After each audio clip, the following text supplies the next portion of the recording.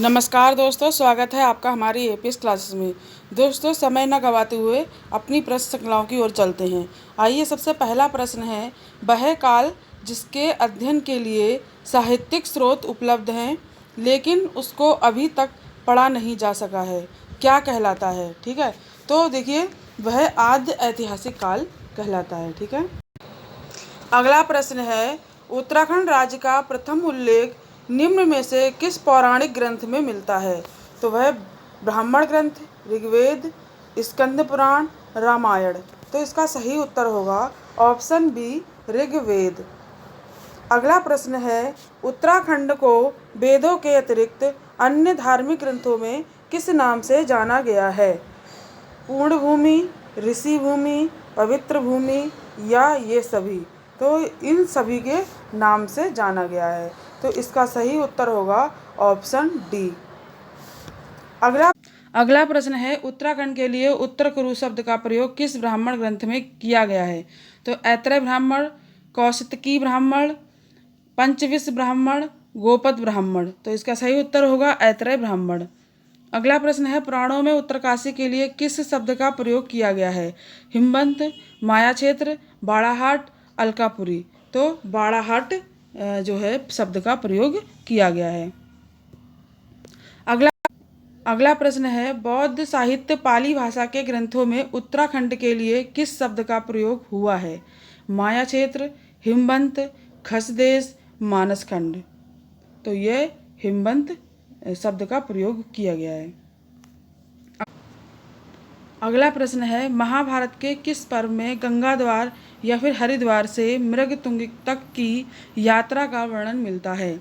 One पर्व से, भीष्म पर्व से, सभा पर्व से, इनमें से कोई नहीं। तो यह वन पर्व से मिलता है। अगला प्रश्न है, वैदिक कालीन उत्तराखंड में किस जन का शासन था? तो यह त्रिशु का था, पांचाल का था, पुरु का था या फिर अज का था? तो यह था त्रिशु का। अगला प्रश्न है, निम्न में से किसे गढ़वाल क्षेत्र का प्रवेश द्वार कहा जाता है? तो यह कोट द्वार को कहा जाता है। अगला प्रश्न है, उत्तराखंड के किस क्षेत्र स्थान को मनुष्यों आदि पूर्वज मनु का निवास स्थान बताया गया है? तो यह जो है अलकापुरी को बताया गया है। अगला है, गढ़वाल क्षेत्र के देवप्रयाग में किस स्थान पर सीता जी पृथ्वी में समाई थी? तो वह शीतोनस्यु पट्टी में समाई थी और ये जो स्थान है ये है पौड़ी जिले में। ठीक है, अगर जिला पूछा जाएगा तो पौड़ी और स्थान पूछा जाएगा तो शीतोनस्यु पट्टी। ठीक है, और देवप्रयाग ऑप्शन में होगा तो देवप्रयाग। अगला प्रश्न है, रामायण काल के बाणासुर का राज्य गढ़वाल क्षेत्र में था, उसकी राजधानी थी? तो उसकी राजधानी जो थी वो थी ज्योतिषपुर। अगला प्रश्न है, केदारनाथ को प्राचीन ग्रंथों में किस नाम से संबोधित किया गया? तो केदारनाथ को मृगतुंग के नाम से संबोधित किया गया था। अगला प्रश्न है, कालिदास ने अभिज्ञान शाकुंतलम की रचना पौड़ी स्थित खंडवा आश्रम में की थी, यह किस नदी के तट पर स्थित थी? ठीक है, तो यह जो थी यह मालिनी नदी के तट पर स्थित थी। अगला प्रश्न है, उत्तराखंड के किस नगर को गेरुए रंग की संस्कृति सभ्यता का नगर कहा गया है? तो यह जो है हरिद्वार को कहा गया है। अगला प्रश्न है, प्राचीन साहित्य में कुमाऊं क्षेत्र को किस नाम से जाना जाता था? तो ये मानसखंड के नाम से जाना जाता था। अगला प्रश्न है, वर्तमान में कुमाऊं क्षेत्र का नाम विष्णु के किस अवतार पर माना जाता है? ठीक है, तो यह जो है कुर्मा के नाम से माना जाता है। अगला प्रश्न है, कुमाऊं क्षेत्र के अल्मोड़ा में स्थित किस स्थान से यक्षों के निवास के साक्ष्य मिले हैं? तो ये जाखन देवी के मंदिर से मिले। अगला प्रश्न है, महाभारत काल में कुर्मांचल में निम्न में से किन किन जातियों का निवास होता था? यक्ष का, किरात का, खस का, ये सभी का? तो इन सभी जातियों का निवास होता था। तो इसका सही उत्तर होगा ऑप्शन डी। अगला प्रश्न है, महाभारत काल में कुर्मांचल में निम्न में से किन किन जातियों का निवास होता था? यक्ष, किरात, खस, ये सभी। तो इन सभी जातियों का निवास होता था। अगला प्रश्न है, छांगलेस की प्रशस्ति प्राप्त हुई तालेश्वर से, लाखा मंडल से, बाड़ाहाट से, इनमें से कोई नहीं। तो इसकी लाखा मंडल से प्राप्त हुई। अगला प्रश्न है, जोशी मठ का प्राचीन नाम क्या था? जोशी मठ का प्राचीन नाम जोशीपुर था, ज्योतिषपुर था, ज्वालापुर था, इनमें से कोई नहीं। तो इसका प्राचीन नाम ज्योतिषपुर था। अगला प्रश्न है, उत्तराखंड में किस स्थान से शिलालेख मिले हैं? कालसी से, लाखा मंडल से, माड़ा से या इन सभी से? तो इसका सही उत्तर होगा इन सभी से। अगला प्रश्न है, निम्न में से किस स्थान से राजकुमारी ईश्वरा देवी का शिलालेख प्राप्त हुआ है, जिसके अनुसार यमुना उपत्यका में यादवों का राज्य था? लाखा मंडल, सिरोली, माड़ा, बाड़वाला। तो इसका सही आंसर होगा लाखा मंडल। अगला प्रश्न है, गुफाओं के अंदर दीवारों पर लेख किस स्थान से प्राप्त हुए हैं? देवप्रयाग, कल्पना ते या गोपेश्वर या ए और बी दोनों? तो सही आंसर होगा ऑप्शन डी, ए और बी दोनों। अगला प्रश्न है, गोपेश्वर के रुद्र शिव मंदिर के त्रिशूल लेख में किन दो राजाओं के लेख उत्कीर्ण हैं? नागपति नाग, अशोक चल, अमोघ मूर्ति, ए और बी दोनों? तो इसका सही उत्तर होगा ए और बी दोनों। अगला प्रश्न है, प्रथम व द्वितीय शताब्दी की कुषाणकालीन मुद्राएं किस स्थान से प्राप्त हुई हैं? मुनि की रेती से, सुमाड़ी से, कंडारा से, ए और बी दोनों से? तो इसका सही उत्तर होगा ए और बी दोनों से, मुनि की रेती और सुमाड़ी दोनों से। अगला प्रश्न है, प्रसिद्ध भूगोलविद टॉलमी ने दूसरी शताब्दी ईसा पूर्व व्यास गंगा व यमुना के ऊपरी क्षेत्र में किस जाति के वास का उल्लेख किया है?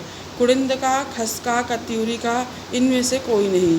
तो इसका सही आंसर होगा ऑप्शन ए, कुड़िंद का। अगला प्रश्न है, उत्तराखंड पर शासन करने वाली प्रथम राजनीतिक शक्ति कौन थी? तो अगर राजनीतिक शक्ति की बात करें तो यह उत्तर होगा कुड़िंद वन। ठीक है।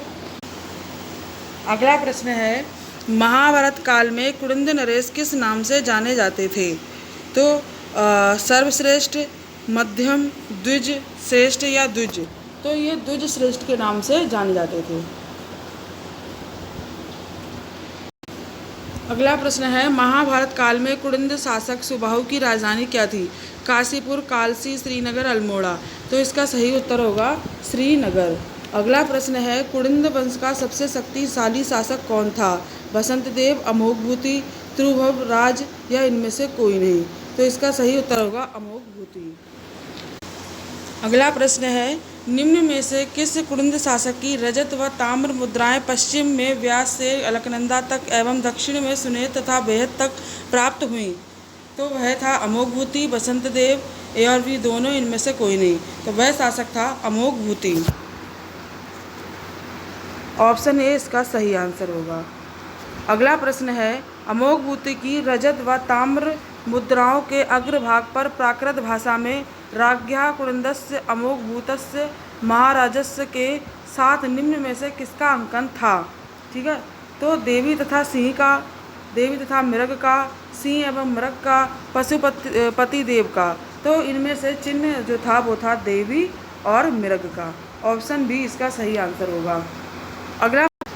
अगला प्रश्न है, कुड़िंदों के समकालीन किस वंश के शासकों की मुद्राएं जौनसार, भाबर व कालोडंदा क्षेत्र से प्राप्त हुई हैं? तो वह मौर्य, शक, योद्धेय या नाग? तो ये योद्धेय वंश के शासक थे। अगला प्रश्न है, अल्मोड़ा मुद्राएं किस साम्राज्य से संबंधित हैं?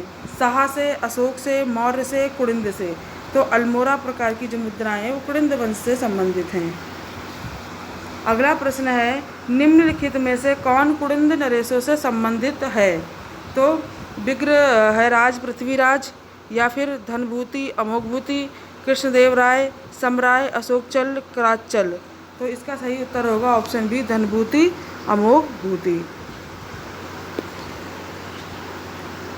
अगला प्रश्न है, उत्तराखंड के प्रसिद्ध ऐतिहासिक स्थल गोविसाण की पहचान की गई? हरिद्वार में, काशीपुर में, रुद्रप्रयाग में, श्रीनगर में? तो इसकी पहचान काशीपुर में की गई। उत्तराखंड के गोविसाण नगर का सर्वप्रथम सर्वेक्षण किस पुरातत्वविद ने किया था? तो वह कनिंघम ने किया था। अगला प्रश्न है, निम्न में से किस अभिलेख में मौर्य शासक अशोक द्वारा लोगों से हिंसा त्यागने व अहिंसा को अपनाने की बात कही गई थी? तो वह कालसी अभिलेख में कही गई थी। अगला प्रश्न है, कालसी अभिलेख किस वंश से संबंधित है? तो कालसी अभिलेख मौर्य वंश से संबंधित है। अगला प्रश्न है, मौर्य शासक अशोक के कालसी अभिलेख में राज्य के निवासियों के लिए किस शब्द का प्रयोग किया गया है? पुलिंद का, अपरांत का, द्विज का, इनमें से कोई नहीं। तो इसका सही उत्तर होगा पुलिंद का। अगला प्रश्न है, कालसी अभिलेख में उत्तराखंड के लिए किस शब्द का प्रयोग किया गया है?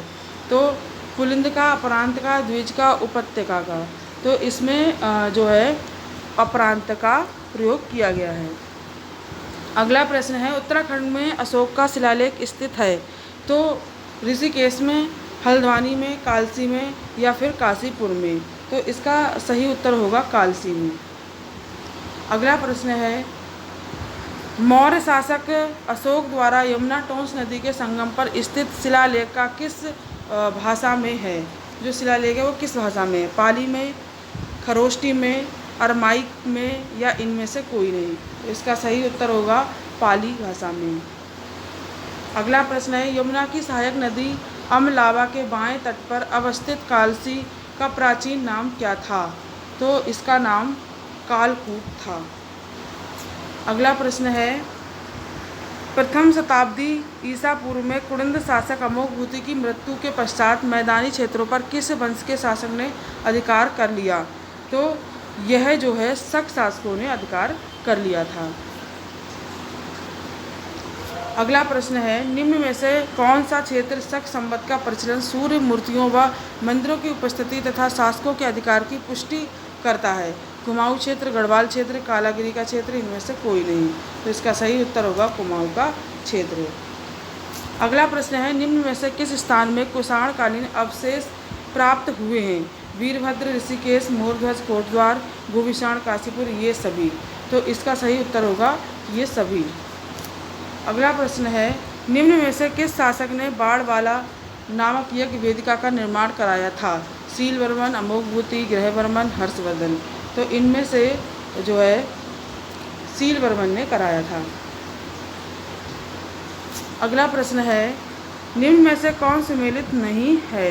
ठीक है, तो देखिए वीरभद्र, हाँ ऋषिकेश का नाम है, सही है ये। गोविषाण, ये भी सही है। काला डोंडा, ये गलत है। और मोरध्वज, कोटद्वार, ये भी सही है। तो इसका जो सही आंसर होगा वह होगा ऑप्शन सी, क्योंकि इसमें पूछा गया कि कौन सम्मिलित नहीं है।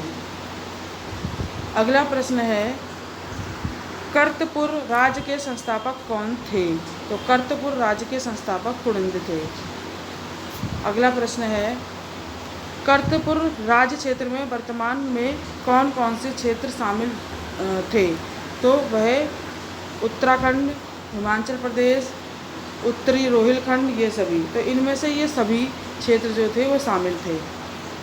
अगला प्रश्न है, मौखरी राजवंश के अंतिम शासक कौन थे जिनकी मृत्यु के बाद मौखरी राजवंश हर्षवर्धन के अधीन हो गया था? तो वह शासक थे ग्रहवर्मा। अगला प्रश्न है, उत्तराखंड में भ्रमण पर आने वाले लोगों का वर्णन निम्न में से किस पुस्तक में पुष्यपति शासक हर्षवर्धन के समय मिलता है? ठीक है, तो वह पुस्तक है हर्षचरित। अगला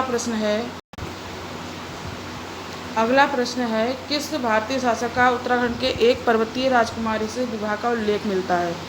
तो वह शासक जो हैं वह हैं हर्षवर्धन। अगला प्रश्न है, हर्षवर्धन की मृत्यु के पश्चात उत्तराखंड कई छोटे छोटे राज्यों में विभक्त हो गया था। इनमें से सबसे बड़ा राज्य कौन सा था? शत्रुघ्न, गोविषाण, ब्रह्मपुर या फिर मोरध्वज। तो ये था ब्रह्मपुर, जो कि सबसे बड़ा राज्य था।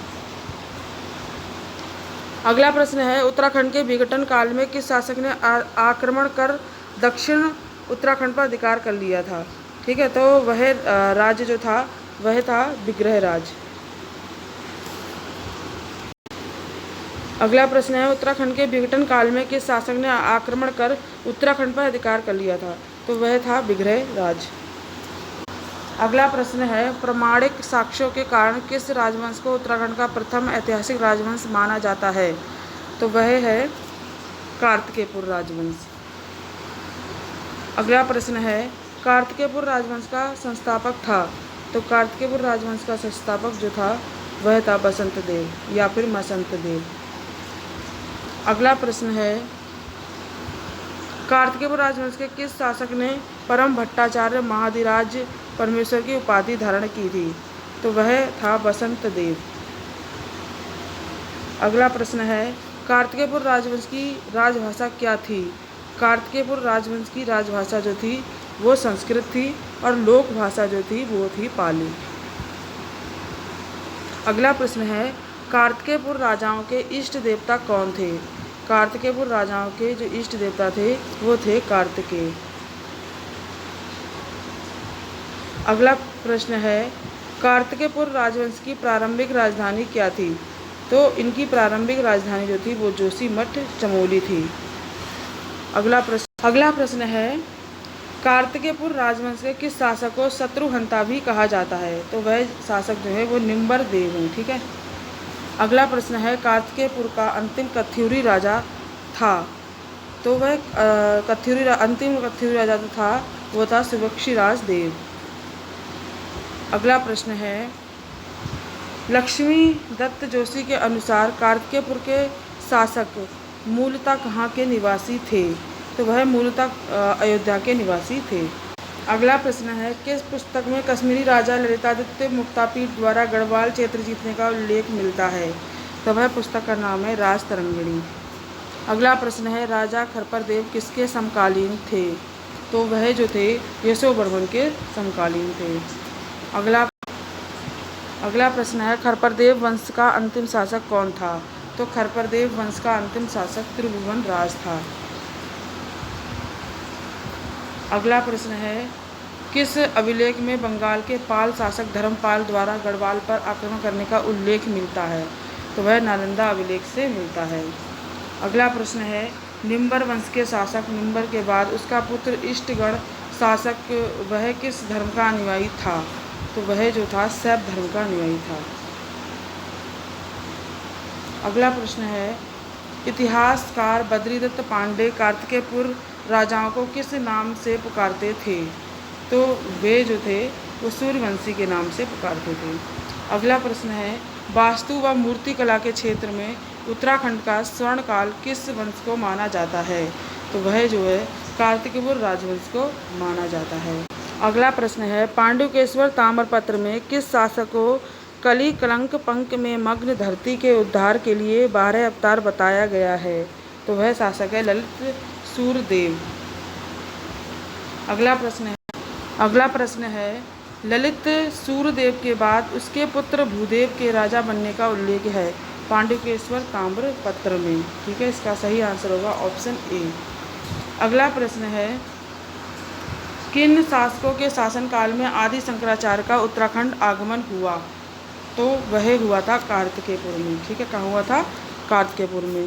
दोस्तों, अपनी वीडियो यही समाप्त करती हूँ। कल मिलूँगी आगे की और प्रश्न श्रृंखलाओं के साथ। ऐसे ही वीडियो में बने रहिए और अगर वीडियो अच्छी लगे तो वीडियो को सबसे पहले तो चैनल को सब्सक्राइब करिए और मेरी वीडियो को ज़्यादा से ज़्यादा शेयर करिए। दोस्तों, मेरी उत्तराखंड की डिटेल में वीडियो देखने के लिए मेरे प्लेलिस्ट को फॉलो करें। लिंक आपको डिस्क्रिप्शन बॉक्स में मिल जाएगा। नमस्कार दोस्तों, कल मिलेंगे अगली वीडियो के साथ। तब तक के लिए नमस्कार।